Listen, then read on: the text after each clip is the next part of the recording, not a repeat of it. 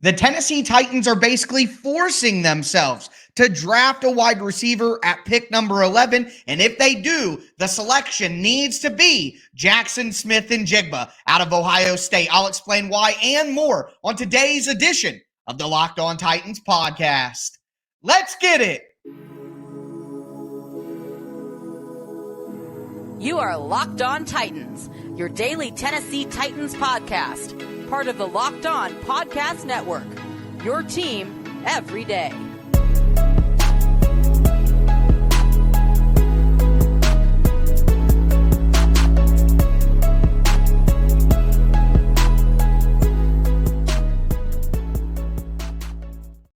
Welcome to the Locked On Titans podcast. I am your host, Tyler Rowland. Titans fans, we got a lot to break down on today's show, and we are focusing on the wide receiver position, focusing on it a lot more than the Tennessee Titans seem to be doing. We're going to talk about why Jaxon Smith-Njigba out of Ohio State needs to be the pick at number 11 if the Titans take a wide receiver, and why his teammate at Ohio State, Paris Johnson Jr., most likely won't be there at 11 anyways for the Titans. We're also going to talk about some veteran trade options for the Titans, including, of course, DeAndre Hopkins. And then we'll talk about some free agent wide receivers that are still available to the Titans as well. Before we get into all of that, I do want to thank you guys for making the Locked On Titans podcast your first listen every day. Remember, Monday through Friday, Tennessee Titans content on all platforms all year long and always for free. Make sure you get subscribed and stay subscribed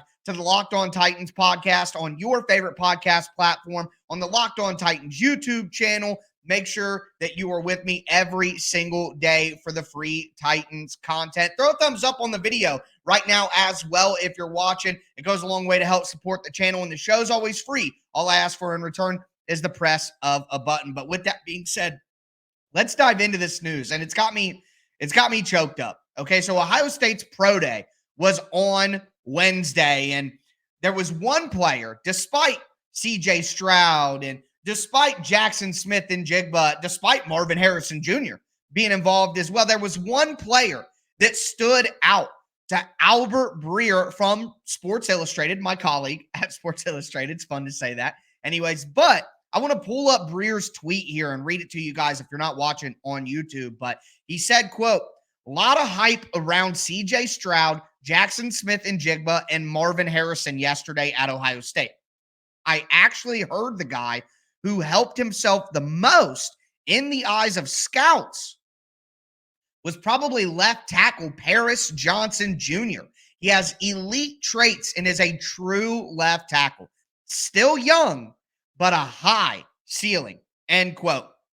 And look, guys, I agree 100%. Paris Johnson Jr. is an absolute freak, okay? He's got incredible feet for a guy his size. He's bigger than Skoronski. He's bigger than Broderick Jones. I think he's the number one offensive lineman in the entire draft. I felt that way throughout the draft process.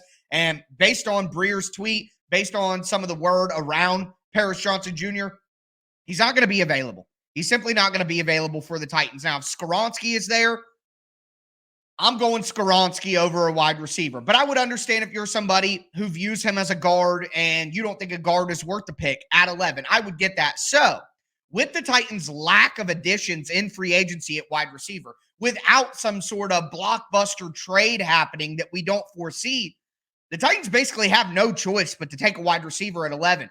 The whole point of free agency for most teams, and what we see the Titans do most of the time, is the Titans will try to add a veteran, a solid veteran, at all of their big-time need positions so that they can take the best player available when they get to the draft. The Titans have not done that. The Titans have done the opposite. They have left a 5-alarm fire at wide receiver. They have left a disaster at wide receiver that without a blockbuster trade cannot be competent in any way, even with the draft pick.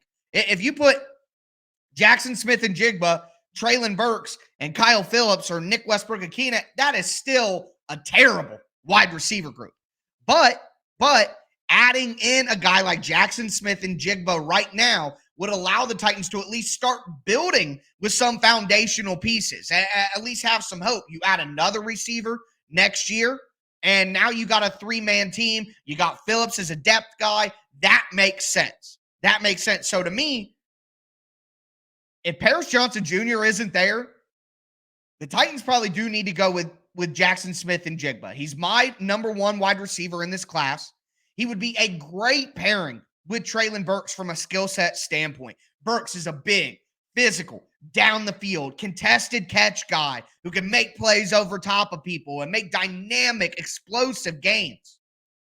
Jaxon Smith-Njigba has explosiveness to him, but he's more of a smooth route runner who can get in and out of breaks, who can set guys up with his routes and get open against zone coverage, and he can work inside, in the slot. That's where a lot of people see him. But an interesting quote from Mike Vrabel at Ohio State's Pro Day, Mike Vrabel said they think that Smith-Njigba can work inside and outside.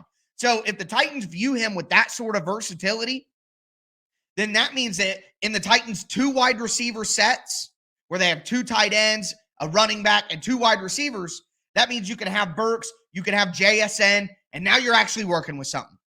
Now you actually have a decent group to build around, even if it's not immediately one of the best because you still have depth issues. So that would make a lot of sense. I mean, look, as a sophomore, the guy had 95 catches, 1,606 yards, and 9 touchdowns. The talent is there. The ability is there. And I think at this point in time, if Paris Johnson Jr. is gone, Jaxon Smith-Njigba needs to be the pick for the Titans at number 11. They put themselves in a position where they don't really have a lot of options. But that doesn't mean that something can't change between now and the draft. And the Titans could go out and make a trade for a veteran. Of course, we've heard about DeAndre Hopkins, but there's a couple guys in Denver that we need to talk about as well. Before we get into that, though, do want to let you guys know that today's edition of the Locked On Titans podcast is brought to you by Built Bars, the best tasting protein bars in the galaxy. I'm not kidding you guys. Everyone loves these things. Any of my listeners that have got them have reached out to me to tell me they're great. All the Locked On podcast hosts absolutely love them. You get the best of both worlds with Built Bar. You get all the health benefits that you need from a protein bar. They're low calorie, low sugar, high protein, high fiber, but you get all the taste benefits of a candy bar. All the bars are covered in 100% real chocolate. That's right, real chocolate on your protein bar. They have great flavors like churro, coconut almond, peanut butter brownie, double chocolate. Absolutely fantastic stuff available. I would tell you right now, go to built.com or go to your local Walmart, go to your local Sam's Club, pick up a 13-bar variety box of Built Bars. There's going to be something in there that anybody in your house is going to love. So make sure you check out the best tasting protein bars of all time from our friends at Built Bar.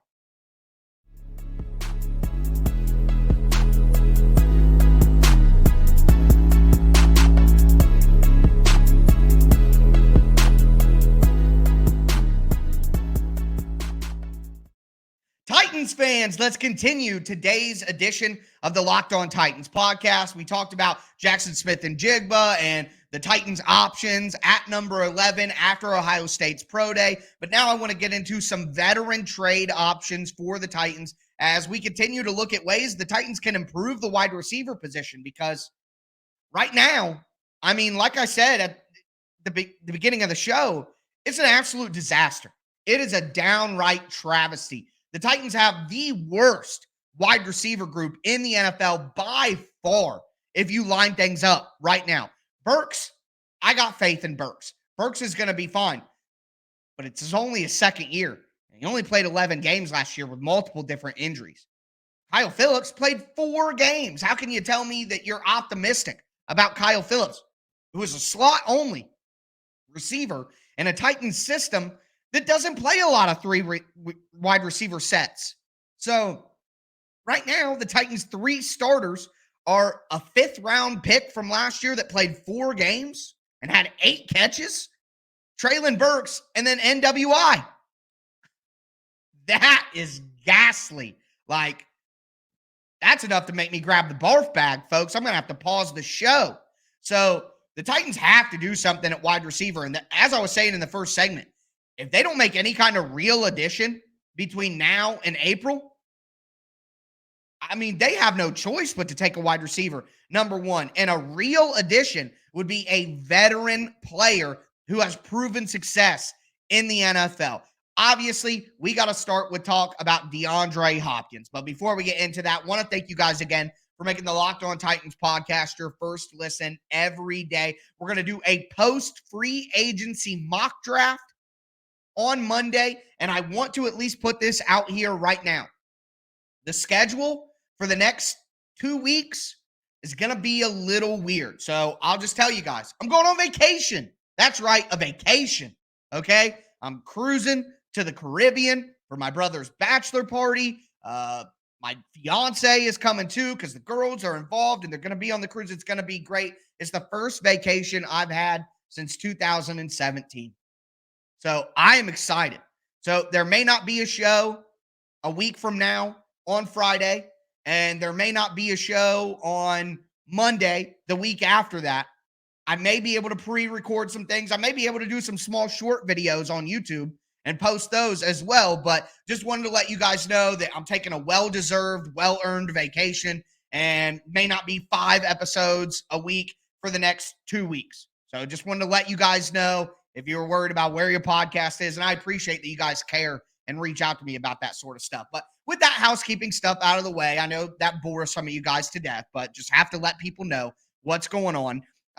We got to talk about Hopkins. And a report came out, again, from Albert Breer, basically saying that the Cardinals aren't going to get a second-round pick like they thought they wanted at the beginning, or they thought they might get at the beginning of the DeAndre Hopkins trade conversations. What Breer said is it's more likely that they get closer to what Brandon Cooks was had for, which was a 5th-round pick this year and a 6th-round pick next year. And like I said on the show a couple of days ago, if you can get Hopkins for a 5th and a 6th, you do that. But if they want like a 2nd and a 3rd or a 2nd and a 4th, closer to what the Titans paid for Julio, I'm not doing it. I'm simply not doing it. So to me, it's all about risk reward. At the high end of the price, I'm absolutely not doing it. Just say no, as I said a couple of days ago. But, I will admit that there is a line in the sand. And if you cross a certain price, then I'm willing to take a chance on it because it's not that punitive if you're given a 5th and a 6th round pick. I would do the exact deal that the Cowboys did for Brandon Cooks. A 5th round this year, a 6th round next year. I would do that exact deal for DeAndre Hopkins if I could for the Titans right now. I think that would be feasible. But if you get higher than that, you get to a 3rd round pick, a 3rd and a 5th, 3rd and 4th. I don't know at that point. Now you're getting a little dicey for me. I'd probably have to say no to that. But either way, if you're the Titans and you're reported to be one of the teams interested, that Albert Breer report has to excite you because now you know you can get in the ring and actually throw your weight around a little bit and try to get a deal done without killing yourself in the draft assets that you need. So to me, I think that's feasible, but again, not likely. But hey, the price dropping is only good news for the Titans. 2 other guys I wanted to talk about are the 2 guys in Denver who are both being floated in trade conversations right now, Jerry Jeudy and Courtland Sutton. So the differences between them 2. Courtland Sutton is a bigger-bodied receiver who can go down, make contested catches down the field. He's a boundary guy, and he's had a lot of success. I mean, he played 15 games last year. He's a guy who's been pretty durable for the Broncos, had nearly 1,000 yards last year. He's productive. And if the Titans trade for him, he's only going to be $13 million per season in salary the next 2 years. So that's incredibly affordable. I think that could make a ton of sense. But what makes even more sense is Jerry Jeudy. Now, Jerry Jeudy is the more sought-after target anyway. He's going to be more expensive in a trade for sure. And the issue with Jerry Jeudy is I talked about 2 years on the contract with Courtland Sutton. Jerry Judy's going into his final year before he needs a new contract. So the Titans would probably have to work out a new deal with him or risk losing him. And you're giving up draft capital, probably a 2nd, 3rd round pick, something like that for Jerry Jeudy without knowing for sure that you can lock him down to a long-term contract.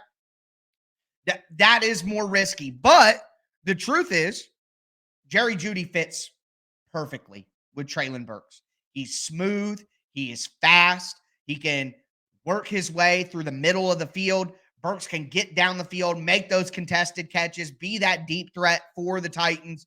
I think they would fit well together. When you have Sutton and you have Burks, there's some overlap there, some overkill in skill set. So I think Jeudy definitely makes more sense for the Titans. But again, Jeudy is going to be more expensive. Let me know down in the comments if you had to make a trade, whether it be Hopkins, whether it be Jeudy, whether it be Sutton, who would you want the Titans to trade for? But those are some options for them that if they made a trade for one of those guys between now and the draft, I would say it actually moves the needle for the Titans at wide receiver. But either way, the Titans have to add another veteran receiver anyways. Just don't know if it's going to be somebody who moves the needle, but we're going to talk about options that the Titans have here in just a moment. Before we get into it, though, do want to let you know that today's episode is brought to you by FanDuel Sportsbook. No, the NFL season is not going on, but man, it is a great time in basketball, whether it be the college tournament that's getting into the Sweet 16, whether it be the NBA season that's headed towards the playoffs. It's a perfect time to check out FanDuel, America's #1 sportsbook. New customers can get a no-sweat first bet up to $1,000. That's bonus bets back, even if your first bet doesn't win. My favorite bets are single game parlays. You look at a basketball game, and you could do this with football too when it's football season, but I love basketball. Couple of guys scoring this many points, couple of guys getting this many rebounds, one guy getting this many assists, couple of guys hitting this many three-pointers. I think this team's going to win. You combine that all together, and you can bet a little to win a lot. It's incredibly enjoyable to watch a game when you got a little money on a single game parlay. But you can also do the money line, the point spread, individual point scores, individual threes drain. All of that is available. Just download the FanDuel Sportsbook app. It's safe, secure, and super easy to use. Plus, you get a great opportunity to get a no-sweat first bet up to $1,000 in bonus bets when you go to FanDuel.com/lockedon. That's FanDuel.com/lockedon to learn more. Make every moment more with FanDuel, an official sports betting partner of the NBA.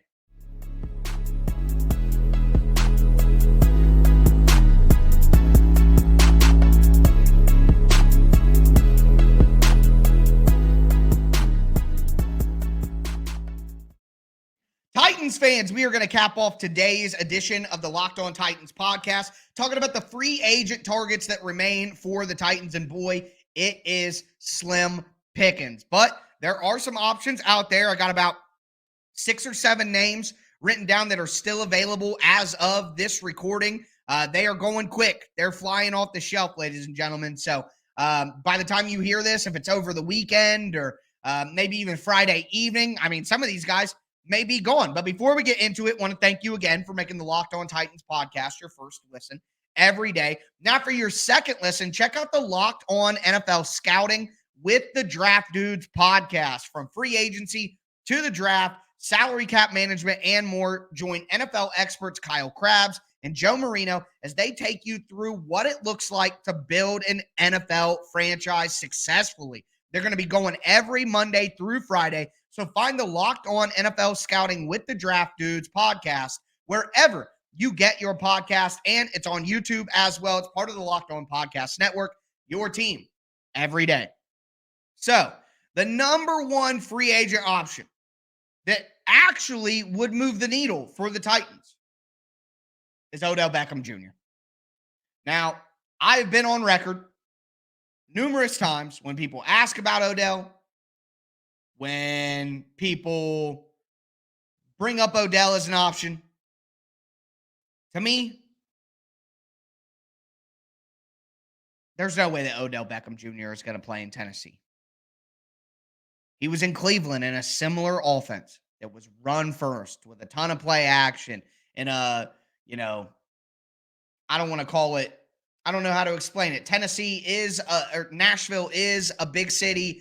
It's somewhat of a glamorous city, but does Nashville appeal to Odell Beckham Jr. the way Los Angeles or New York City does, or Miami, Florida, or Houston, Texas? You guys get what I'm saying? I just see I don't see Odell being interested in like a Chicago or a Nashville in the middle of the country. Just doesn't seem like it vibes with his personality. And at the end of the day, schematically, like I said, he's done something similar in Cleveland, and he was constantly frustrated. Does Odell Beckham Jr. look like the type of guy who gets along with Mike Vrabel? I don't think so. So while I admit that Odell Beckham would move the needle for the Titans. If you have Jaxon Smith-Njigba, Treylon Burks, and Odell Beckham, that's a real receiver core in the NFL.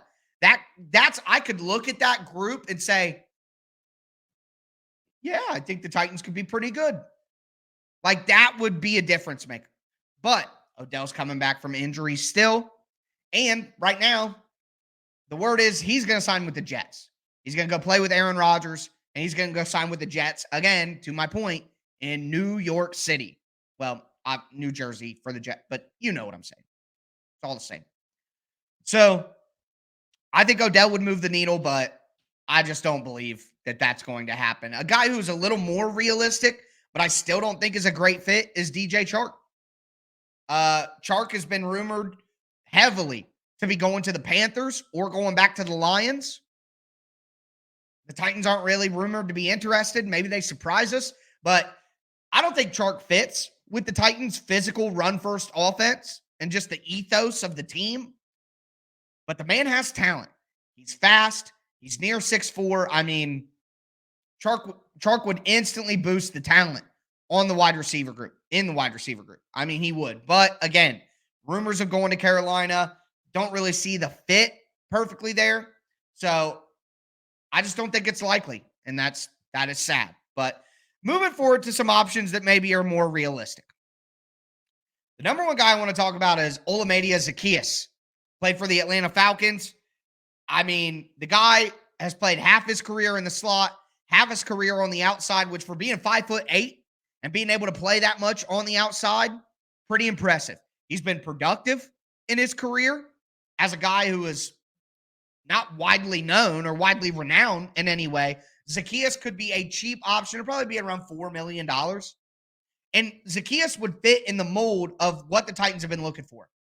Players who have gotten opportunities, but maybe haven't gotten a chance to get significant snaps unless it was due to injury. Zaccheaus is only 25 years old. So he's a guy that if he plays well, you could add him into your bunch for a couple more years. So that would make some sense. A guy who's similar but older at 29 years old, Nelson Agholor. I mean, that's not a name that's going to get anybody excited. We're not going to have a parade because of Nelson Agholor or anything, but my God, he's an NFL receiver. He's had a far better career than anybody else on the team right now. And outside of Treylon Burks, Agholor would be the second best receiver on the team. So I don't think it really moves the needle in a major way, but my God, at least they're helping Tannehill some. Okay?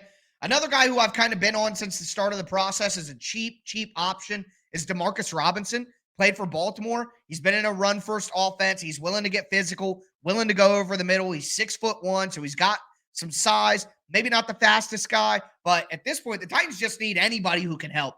We're done going, oh, they need speed. They need help, period. I feel like Bugs Bunny in Space Jam right now. Like, please, Lord, someone. Michael Jordan is selling the Hornets. Maybe he'll come play wide receiver for the Titans. Side note, and I know I'm on a tangent, but that movie with Ben Affleck, Matt Damon about Michael Jordan and a shoe contract looks great. It's called Air. Might want to check it out. Comes out in April. But anyways, just a big sports fan. I can't help it. But outside of Robinson, another guy that I really like is Richie James. James had a great year for the Giants last year. They had nobody to throw to, and he was consistently their most productive receiver. He's going to be more of a slot guy, but he's got a ton of speed. He's had some injury issues, no lie, but again, beggars can't be choosers at this point. And he spent some time in San Francisco, so Rand Carthon will have that familiarity with. Maybe they can get him to come over. I think I would be much more excited about Richie James than I think makes a lot of sense to certain people. But I think he could really help the Titans with his speed and with his ability to work underneath. The last guy I want to mention is Marquez Callaway. Deep speed, ability to improve as a player. He'd be a field stretcher who could just get vertical for the Titans, something they don't have in the group right now. That could make a lot of sense. So I know a lot of these names, Zaccheaus and Agholor and Robinson and James and Callaway, these guys probably don't move the needle for the Titans. They probably don't. But at least it's something. Because right now, the Titans are putting themselves in a potentially fatal situation at wide receiver. This season is going to be DOA if the Titans don't do something significant at receiver, whether that be the first pick, whether that be a free agent addition or a trade, or whether that be both. Because right now, even if you add a rookie at number 11 like Smith-Njigba or Quentin Johnston or Jordan Addison or Zay Flowers or whoever wide receiver you like, Treylon Burks, a rookie, and Kyle Phillips, I mean, Titans ain't winning nothing with that this year in 2023. Be great to create those building blocks for 2024, but we can't kid ourselves and let ourselves think that that's going to be good enough for this year. So, and if you're doing that, what is the point of having Tannehill and Henry? What is the point if you're giving them that at wide receiver to try to win games? So expect some movement, and if they don't, they're waving the white flag on the year. So it'll be interesting to watch what happens going forward. But that's going to do it for me today. That's going to do it for me this week. I am your host, Tyler Rowland, and this was Locked On Titans.